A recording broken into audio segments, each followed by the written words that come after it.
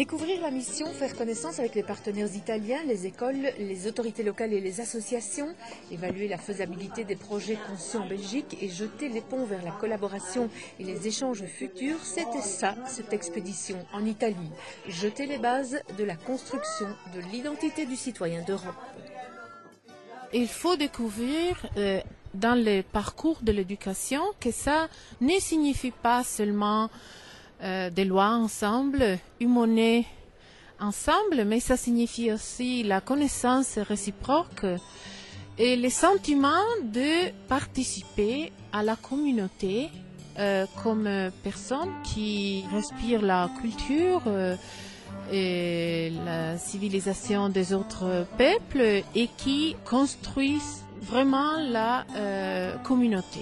Pour les jeunes, ils doivent connaître les autres pour enlever tous les préjugés qu'on a, parce que c'est surtout les préjugés qu'on peut avoir, et puis se rencontrer, chercher la culture, et puis comme ça penser d'aller aussi un peu bouger de sa maison et d'aller voir des autres pays, et c'est très bien.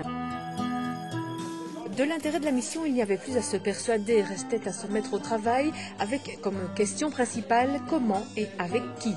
Chaque partenaire et association s'est donc lancé dans l'aventure avec plus ou moins de motivation ou de crainte. Certains plus audacieux ont plongé dans le bain directement, histoire de défier les dernières embûches.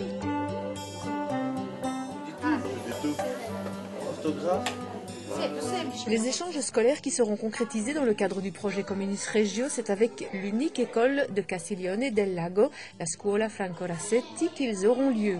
Un seul réseau public, une seule école qui regroupe chaque niveau de la maternelle jusqu'au plus grand, soit près de 1000 élèves. Des échanges et des jumelages seront conclus avec l'école du village de Colonnetta, 230 enfants pour les maternelles et les primaires, et celle de Pozzuolo avec 90 élèves de maternelle jusqu'au premier degré du secondaire. C'est le Laboratorio del Cittadino, le laboratoire du citoyen, qui sera le soutien de référence pour les petits Italiens.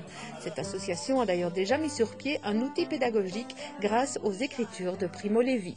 Ça dérive d'un grand livre d'un écrivain italien, Primo Levi, c'est le système périodique, pour faire voir que de la littérature, on peut sortir les sciences, on peut sortir l'histoire, la créativité. Voilà, on aimerait qu'avec les écoles italiennes et les écoles belges, ils se réunissent à voir qu'est-ce que ça peut être la créativité, l'histoire et aussi la souffrance des personnages très importants italiens. Ils réaliseront des carnets de voyage et ils feront des liens avec des personnages choisis par les Belges comme le Père Pire ou Adolphe Sax.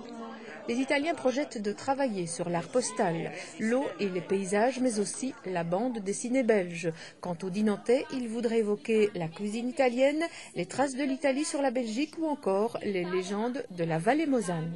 Pour tout cela, ils seront éclairés et soutenus par les associations locales comme la Maison du Tourisme, l'Académie, le Centre culturel et tous les autres. Les partenaires sont prêts à s'engager. L'expérience est donc sur les rails pour 2 ans. Si elle ambitionne de cultiver le jardin Europe et d'y faire pousser des citoyens actifs à identité plurielle, elle a déjà semé les graines de la rencontre et de l'amitié, voire plus si affinité.